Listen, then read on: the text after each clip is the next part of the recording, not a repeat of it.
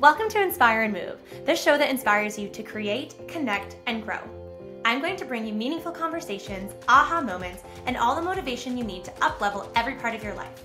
I'm Ali Aruda, founder of Inspire and Move, and your personal hype girl. I've gone from fashion school to celebrity stylist to corporate marketing to brick and mortar entrepreneurship with my husband, each time learning incredible lessons how to pivot, reimagine, and implement the steps to become successful. I am passionate about inspiring others to live their best life, a life of joy. We have the power to design a life that we love because life is too short not to. The best part is that you weren't meant to do this alone. If you feel like you were meant for more, let me ride shotgun with you, and together, let's get you to where you want to go. Hello everyone, welcome back to the show. I am your host, Ali Aruda, and I am joined by a very special co-host, guest I am partner. not a co-host. No one signed up for that when they first said, yes, I like your podcast. So We are still coming up for a name for you. Yeah. Also, we hit record and realized that once again, we're matching. We're both wearing ivory sweaters. We look great. Who wore it better? Okay, so today's topic is another Matt Aruda idea. Yeah, I mean, now that I'm in this co-host, I'm just flowing. Flowing, in a state of flow. We were having a nice little reading date yesterday, each reading our personal development books, entrepreneurship books, if you will. And you are reading, tell everyone what book you're reading right now. I am reading The Entrepreneur's Solution by Mel Abraham, who I think I've got a bit of a man crush on. Yeah, he's so freaking smart, first and foremost. So smart. But he also explains things in ways that are very digestible.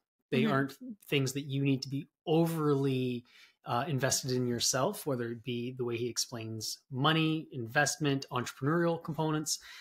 All of that is important, but that's not to say that anybody needs to be an expert to be able, in order to dive into his stuff. He is a very good teacher, let's say. Love that. I'm actually really excited to read that book when you are done. And I did kind of give you a bit of a deadline on that. So I better get on it. Yeah, better step on that reading. Yeah. Okay, so the topic today, it comes from this book, and the topic is how to get unstuck. Yeah, I think, well, first of all, when I read it yesterday, I thought to myself, well, this is helpful for me, and a lot of it is true. But with that said, I'm also pretty positive we're not the only people that sometimes feel like, whether it be based off of one moving too quickly or having too many things on the go or too many obligations, too many commitments, any bit of those things, you can kind of almost get to the point where you're almost a little bit of Tasmanian devil like, and you go. And ultimately you're doing so many things. You have your hands in so many pots that you're not really doing a significant amount in any one thing, because you're doing a lot of things over a lot of different platforms. Does that make sense? For sure. And I think this time of year, coming into the height of holiday season, end of the year, depending on what you operate on from a fiscal calendar standpoint, I think there's like that final push to finish strong and then start the year strong. And that could totally come with moments or, periods of time where you feel stuck and you need to figure out how to get unstuck. Yeah. And I think a lot of it has to do with just, what you recognize in yourself as what's your motivation? What allows you to continue to move? What allows you to continue to move forward specifically, or to potentially pivot into something else, something that doesn't, what is it that you need? How can you think about this? What ways can you think about this that have worked for us? Things that, we implement, and sometimes it's more of a mindset thing than anything. It's once you kind of get stuck in something, you feel a little more down and out, or it's easy to feel down and out, especially if you're not surrounded by people who hype you up, who pull you up, and all the rest. But for those who are a little bit less self-motivated, let's say, I thought that a lot of these points, or a lot of these things that, we can maybe riff on, I think will be helpful. Oh, for sure. Yeah. And I think even the mindset piece, and I know that those are topics in itself, but I actually caught you this morning in our workout. You were talking about something, I can't remember what exactly it was, but you had this tone where you're like, oh, I have to do X, Y, or Z, whatever it was. And it was that immediate mindset shift where I was like, excuse me, love, I for sure said it super lovingly, Oh, yeah. that you get to do this. Yeah, although this one really feels like I have to do this. I really don't want to. Okay, then we can... For what came through we'll circle back on the mindset. Anyways, that's a whole other story. Offline. Yeah, 100%. Okay, so let's break it down for everyone in sort of digestible steps of where they can start. So, you feel stuck. This is how we're going to get unstuck. What would step number 1 be? Step number 1 is as simple as, if you don't have the ability to make the first step or the next step after this, if you've hit a wall and you don't know why or what you need to do, it might boil down to as simple as just getting more information.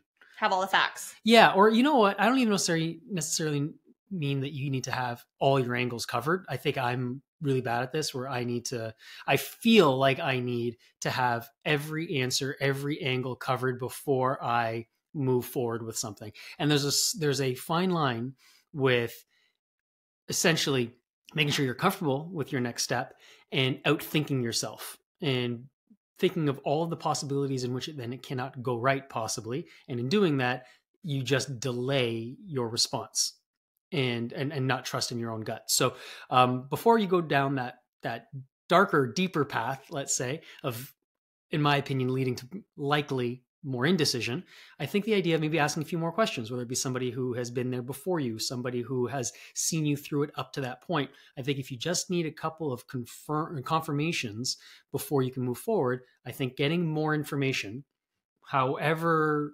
scale you might be looking at in particular, I think is a first good step at confidently moving forward and getting unstuck. Love that. Yeah. And then, okay, after you gathered all your information, where do we go next? Well, I mean, once you're comfortable in moving forward, I think the idea is, and kind of what Mel had mentioned in his book, the idea is to have small steps moving forward. Love that. Short-term goals, not, okay, I think I'm ready to start a new career, and the outcome of this is I will be financially free in 10 years, 12 years. That's a hell of a jump. I think the idea is whatever that next step is, and doesn't need to be as massive as obviously starting a new career, clearly, or anything even close to that scale. But I think the first step is digestible first steps. He makes reference specifically to how mountain climbers get to the top of the mountain. As ridiculously difficult as that 2-3 day, 2-3 week climb might be, how do they start? One step at a time. They have to plan for it. They know that they need to pack the right things so they can get through this challenge, but none of it starts until they literally take one small step in front of the other.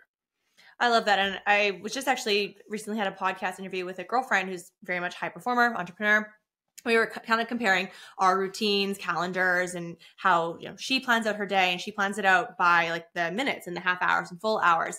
And that might be extreme for some people, but I think, calendar blocking can be really helpful. But when it comes to, laying out your goals, I love writing things down. And I think there is a lot of magic that comes from writing it down, from mind to pen to paper. You can visualize it a lot easier, right? For sure. It kind of takes the power away of that thing that's in front of you when you can literally see it in front of you. You can write it down and then see it in front of you. It becomes a lot more tangible, and then more often than not, it takes away the paralyzing fear component of it, because you don't know where to start.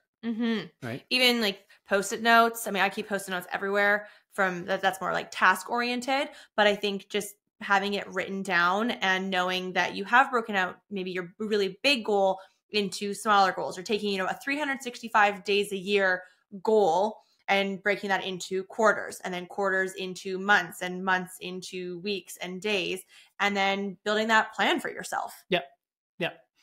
That's true. And I think beyond that, or kind of as an offset of that, thinking about the things that don't necessarily, or the things that would necessarily get in your way of not making that step, making that next step.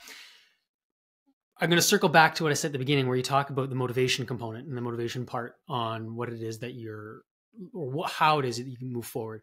And it's funny because sometimes the things that propel you further quickest is the thought of not completing that, the thought of not being successful in that end because of inaction, right? I know that for me, it's the idea of having a regret of not doing something is a hell of a lot more powerful than doing the thing and failing at it. And you'll always learn something. If you do the thing and then you fail, Yeah. there's always a learning lesson. Like you can make big mistakes, small mistakes, pretty confident in guaranteeing that you will probably always learn something from that. Yeah. And so, that's one of the secrets of, how do you get unstuck in a situation? Well, you kind of think, what would be worse than this? And what would be worse than not being able to move is choosing not to be able to move. Everyone always has a choice. It might be scary. The jump might be a long one. You might hurt yourself if you fall, but the idea of not jumping, I think personally, what motivates me to get unstuck is the concern of what could have been. Yeah. All right. I love that. Thanks. What about, having someone to keep you accountable or mentors? Well, that's the next thing, right? And we can both speak to this pretty easily, right? Mm-hmm. We both have some strong people in our corner, friends, mentors, people that we've known for a long time, people that, have come into our orbit recently. And I'd say that goes a long way. People who know what you are working with or working on, coming up onto. I think the ability to not necessarily drown them in your own sorrows and woe is me concerns when you hit a wall. That's not fair to them either. But you're going to come across challenges in any capacity, no matter what season of life you're in. But it sure as hell makes a pretty massive difference when you have people who care about you and care about what your impact is enough for them to kick you back in the game. Mm-hmm. And I think that's, you can certainly look at if you have a partner, like, you and I are really wonderful at doing that for each other, but not everyone maybe has that. So maybe you have a best friend, maybe you have a business bestie, maybe a sibling, or maybe you are investing in opportunities to have those accountability partners and coaches. Mentors. Yeah, absolutely. Yeah, that's a good point too, right? If you're investing, literally spending money on components of your own business to keep you on the right path, maybe because that is who you would trust more so than anybody else that might be in your circle. Well, it's like putting skin in the game. You invest, I don't know, $10,000 in a coach, whatever it may be. I'm just pulling a number out of a hat, but you invest this $10,000 for this coach. Well, you are going to be accountable to this person that you've spent good money on. Yeah. And maybe you've made some sacrifices to gather that $10,000, and you are going to show up for your calls. You're going to show up for those calls well rested and highly energized, and you're going to take action on your to-do list and what you need to do to propel your dream and your plans forward. Yeah. So that could actually be one of the most powerful ways of having an accountability partner, is making it tied to an investment. I agree completely. These tools, they're not going to be the same for everybody, right? Mm-hmm. I think there's some people that are just not going to be able to invest in somebody or a program to keep them on the path they're looking for, to get kicked back in the game. So that's where these other hacks, these other tools come into play to get you out of the season or the position of being stuck in that moment. Well, you could even, to your point, if you're not looking to make an investment, or you maybe aren't someone who wants to work with other people, maybe you just make the commitment to yourself, and maybe you dial in on journaling, and you are going to make a journal entry every day or at the end of every week, and you're making that commitment to yourself, and you're putting that commitment, pen to paper, and checking in week over week. And what's kind of cool, I actually did this for an Instagram post not too long ago. I was kind of struggling creatively for a caption, but it was a really powerful reel. And I went back into my journal and sort of found an entry that felt appropriate for the content I was putting out there. And I was like, I really kind of love this. So here's a little hack for you that, you're committing to yourself, no money down. It's just you and you in this commitment relationship. Maybe you're journaling. And so you have that to reflect back on for your commitment journey, but then you're also giving yourself material for blog posts, a future book, Instagram and social media captions, that, you're kind of having this double down on the impact that you can make from this commitment to yourself. Yeah. That's a good point. Absolutely. And I think there's the other part of this is, and this, I would admit, maybe a little bit more Oh, hey, Molly. Nice. Our dog has now joined us, for those who can't see what's happening. Just in case you're hearing the whimpering in the Yeah, background. lots of dogs everywhere all the time.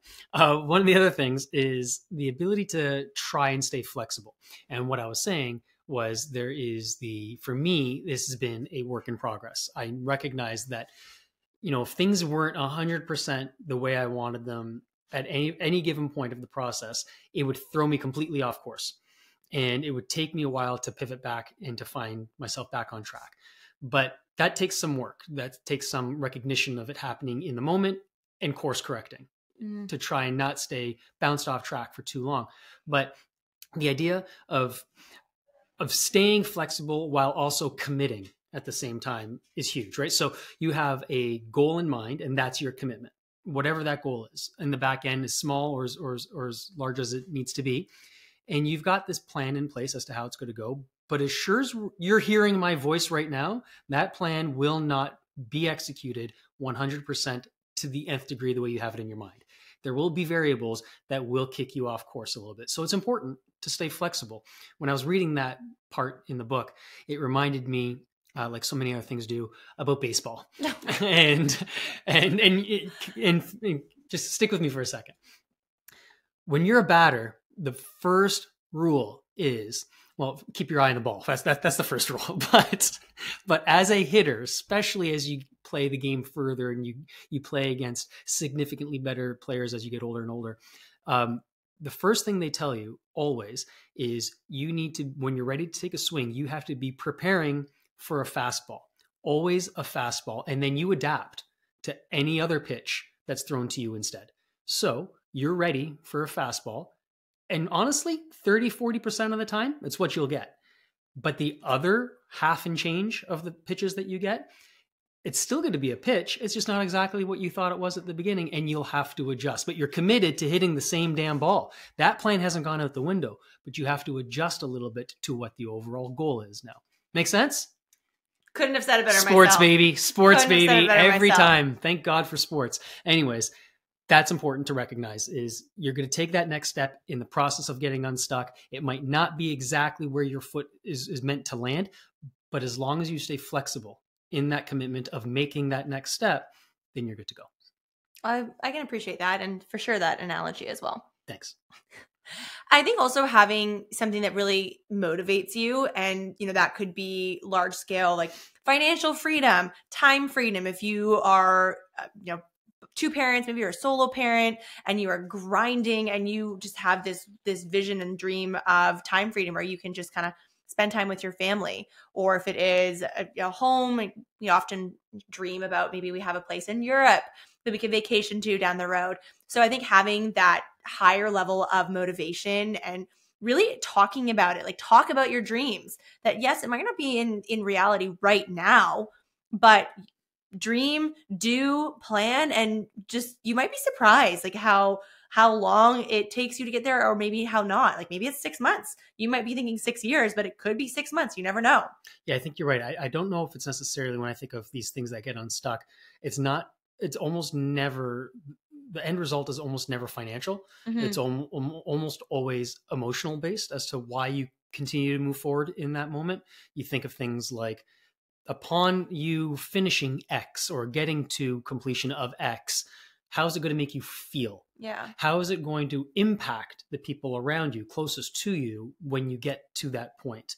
Why is it important for you? Why is making this next step? Why is this journey of any kind that you're trying to move towards, that you're currently stuck in?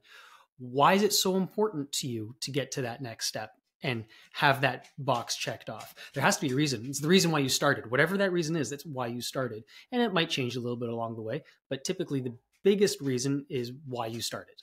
And I think how you want to feel, working your tail off to, achieve this goal and these dreams. But at the end of the journey, like, how are you going to feel? Who do you want to celebrate your wins with? Who do you want to share that with? And I think, to your point, it is very much emotional based. Yeah. That even if you were to earn X amount of dollars, that isn't really your end goal, because your end goal might be like, I want to take the family on a road trip across Canada or the US, or, there's an emotion tied to that. It's because that's building memories and connection with people that you love and care about. yes, the finances will help you get there and achieve that experience, but it's really how you're going to feel in that moment, the connection. I couldn't agree more. Yeah.